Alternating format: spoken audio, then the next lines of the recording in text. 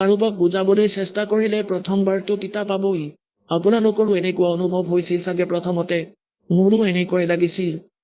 যেনেকৈ গোৰখনাথ দেৱক পৰমাত্মাই কৈছিলে, गोरखनाथ में सबका गुरुआ। মই সকলোৰে গুৰু হয় সমগ্ৰ বিশ্বৰ।